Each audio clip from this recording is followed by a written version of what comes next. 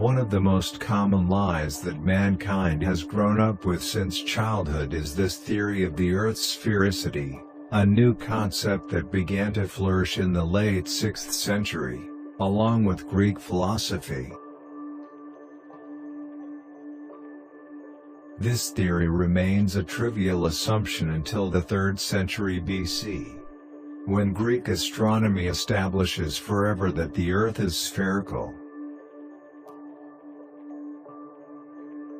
This paradigm will slowly begin to have thousands of followers, becoming a great scientific truth between 1519 to 1521 due to Magellan's expedition.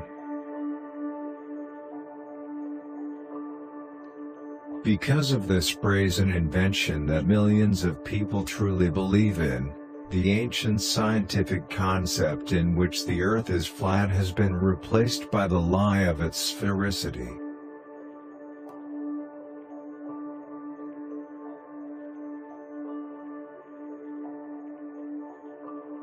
Being taught as children with doctrines that preach only the truth of the elite, millions of people today believe that on this spherical ball, slightly flattened at the poles, people in the northern hemisphere walk normally, those in the southern hemisphere go upside down, and those at the equator go perpendicular to the Earth, just as I believe that water, undefeated by anyone, can be held by an unseen force called gravity on this ball.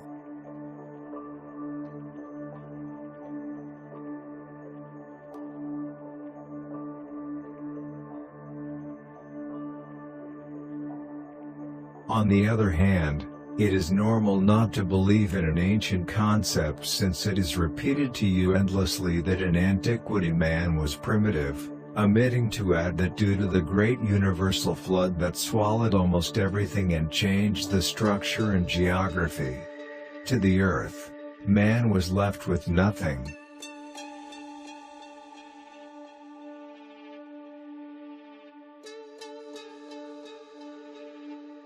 Man was not a primitive because he was a beast, but because the survivors had to start from scratch on a land ravaged by the fury of the waters.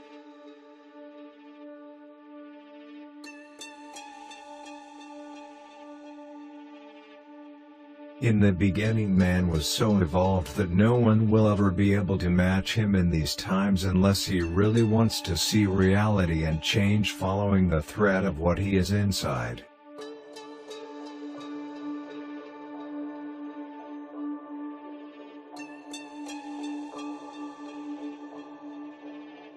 There is no evolution but a human evolution, due to the petty way in which the human mind has been manipulated by millennia of obscure forces.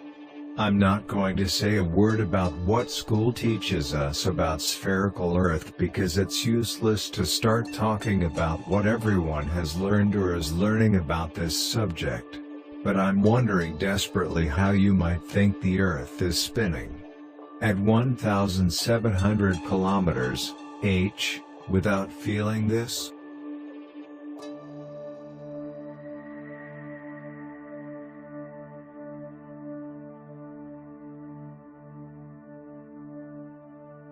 How is it possible to walk a ball upside down or upside down without any dizziness or headaches?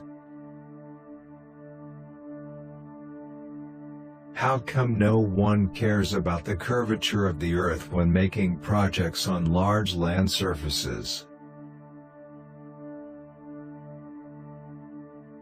Why do we hypocritically deny that the horizon is not as straight as a palm, even though we see it every day? Why are all the flights through the north of the Earth? Why has no one ever left India for America across the Pacific Ocean?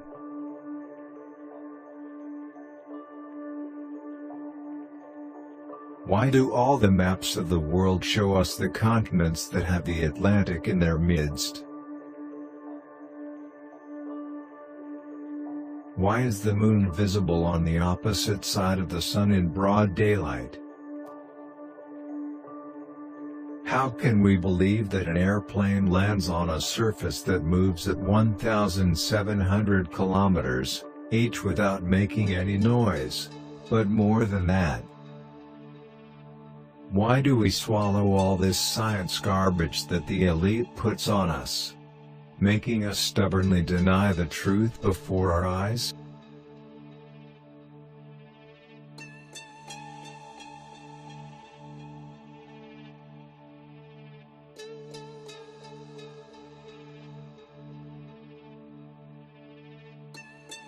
How is it possible that in the southern hemisphere people walk this ball upside down all their lives? Or how those at the equator are in such an awkward position that even the most skillful and insightful gymnast would not be able to copy it?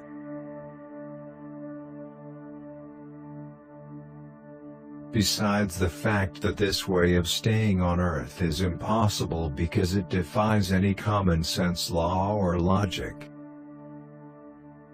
These people do not feel anything.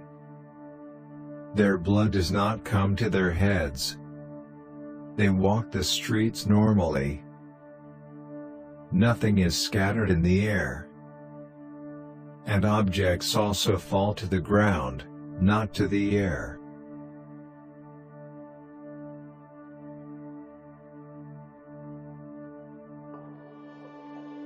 Moreover, they all spin with the Earth at a hallucinatory speed. Because all the scientists have proven that this speed is 1,700 kilometers. A thinking man would reject this monstrosity without the need for other arguments. But as these people are extremely few today, the elite invent unprecedented cretinism because no one will notice that the big lie is supported by other lies. Gigantic.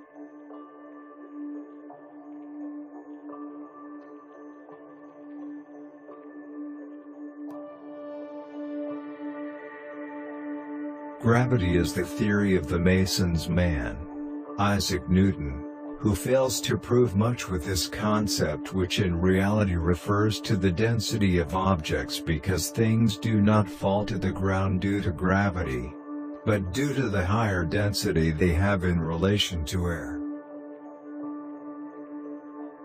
Prior to this theory of spherical Earth, for thousands of human generations the Earth was flat, as described by Mesopotamian mythology, where it was drawn as a disk swimming in the sea, encircled at the top by a transparent dome that divided the waters above from those below.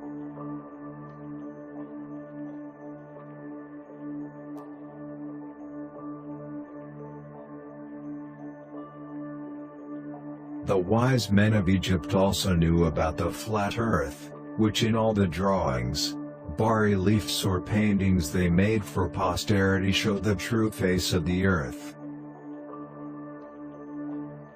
The cartographers of antiquity knew what the earth looked like, but they also knew what was outside it.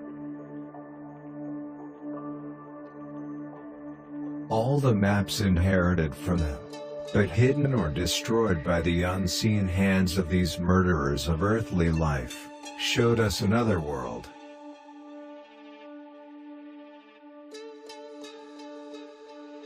The elite do not talk about the flat earth, because then man would see the world in which he lives with different eyes. No one is interested in waking man from his millennial sleep.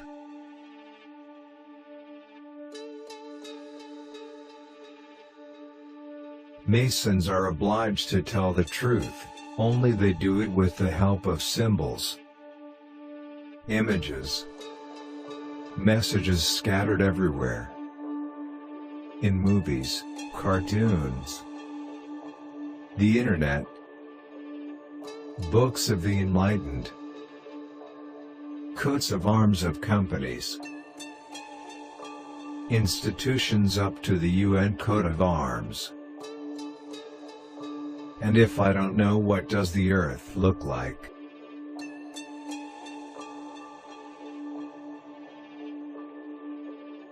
Today, all information in astronomy is the exclusive monopoly of space agencies, which, although contradicting each other, follow an identical program. Any image, evidence, event, information, exploration, scientific hypothesis about the Earth and what surrounds it, is born and legitimizes itself in these agencies where only falsehoods and thousands of lies come out. The images we have at our disposal with the spherical model of the Earth are counterfeit, faked, falsified. It is not difficult to fool 8 billion people when you rule the world. You have everything at your disposal, but above all, no one can check you, control you or contradict you because you are the supreme authority. You are the astronomer god.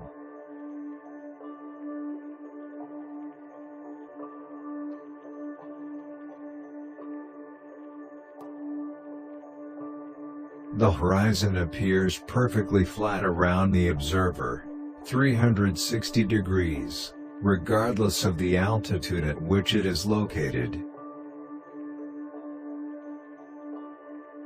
All movies made by drones or airplanes prove that the horizon is perfectly flat.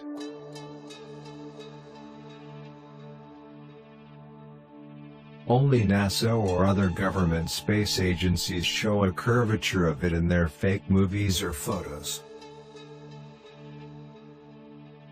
No matter how high you are above the Earth, the horizon is always at eye level for those who observe it. While if the Earth were round,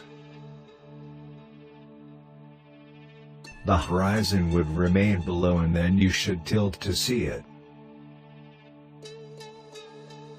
The images from NASA are all fake, treated in CGI or made with deforming fisheye lenses.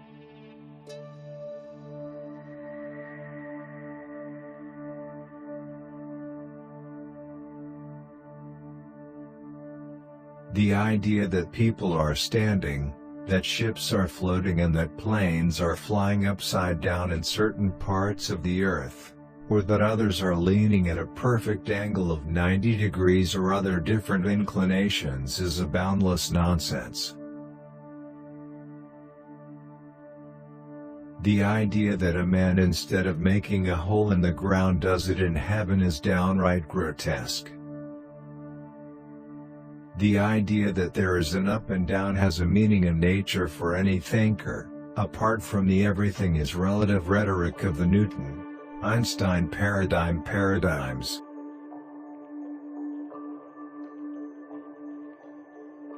The rivers flow to sea level in any direction of the Earth, north, east, west, south.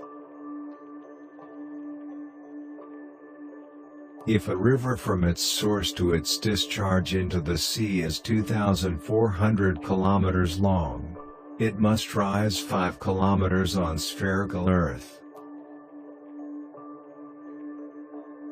If the Earth were spherical as NASA and modern astronomy claim, then spherical trigonometry says that all water surfaces should be curved down to 8 inches, 2.54 centimeters, per mile, 1.8 kilometers, multiplied by the square of the distance.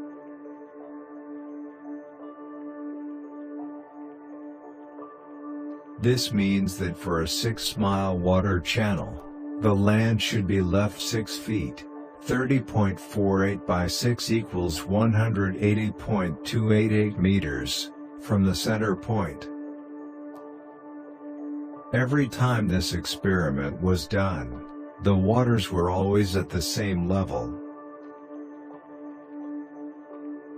No engineer, architect or designer has taken into account in any project the curvature of the Earth, although navigation canals, tunnels, Bridges, railway lines, highways that stretch for hundreds of km are perfectly horizontal, not curved. On spherical Earth, the North Star directly above the North Pole cannot be seen anywhere in the southern hemisphere of the Earth. In order to be seen from the southern hemisphere, the observer should look through the ground, and it should be transparent. Despite this, the North Star can be seen in the southern hemisphere of the Earth up to a latitude of 20 degrees south, because only on a flat Earth this is possible.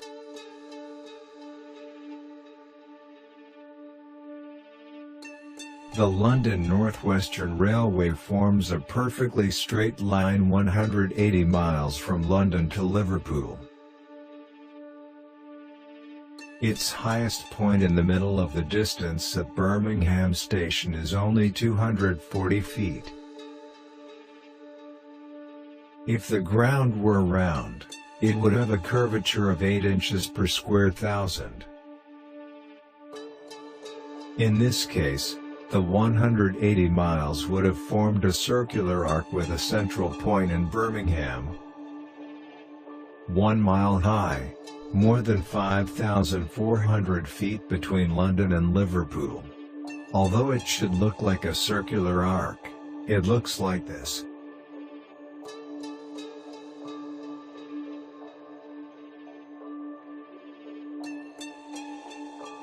If the Earth were really a 25,000-mile ball, aircraft pilots would always have to correct their altitude at the bottom so as not to fly straight into etheric space. A pilot who would like to maintain his altitude at the typical cruising speed of 500 miles per hour, would have to constantly descend with the muzzle of the plane to lower himself by 2,777 feet per minute. If he did not make this maneuver, in an hour his pilot and aircraft would be 31.5 miles higher than his flight path.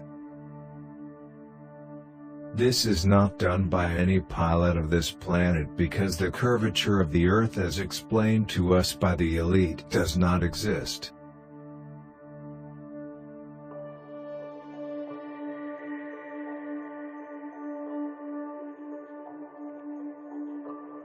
If the Earth was constantly rotating 1,000 miles to the east, a cannon projectile or any other type of projectile fired in a vertical line would have to move significantly to the west. In reality, however, in any of the above situations, when this was experienced, the projectiles fired at an average speed of 14 seconds in ascent and 14 in descent, returned to the ground no more than 2 feet from the cannon, or most often right in the mouth of the cannon barrel. If the Earth were indeed a sphere rotating east at 1,000 miles per hour, helicopters and airships would be able to gravitate above the ground, waiting suspended in the air until their destination reached below them.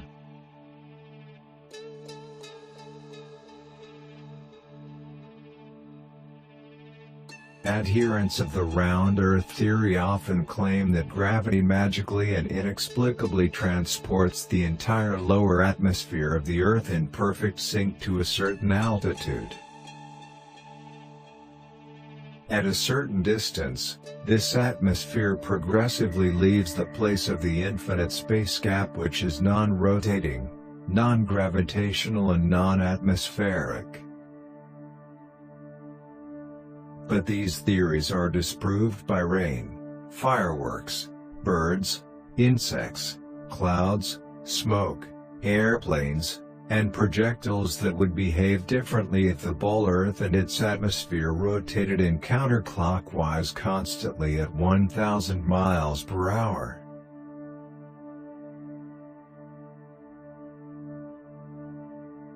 If the gravitational force were strong enough to hold the oceans, buildings, people, and the atmosphere so fast to the spinning Earth, then it would be impossible for the same gravitational force to be so weak as to allow birds, insects, planes taking off, to fly freely in any direction.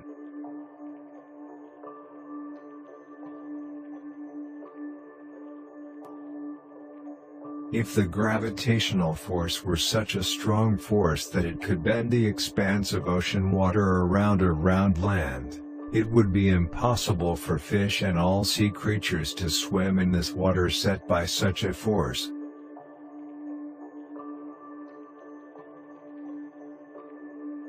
The Statue of Liberty in New York rises 326 feet below sea level. And on a clear day it is visible from a distance of 60 miles. If the Earth were round, then Lady Liberty would be submerged with 2,074 feet below the horizon.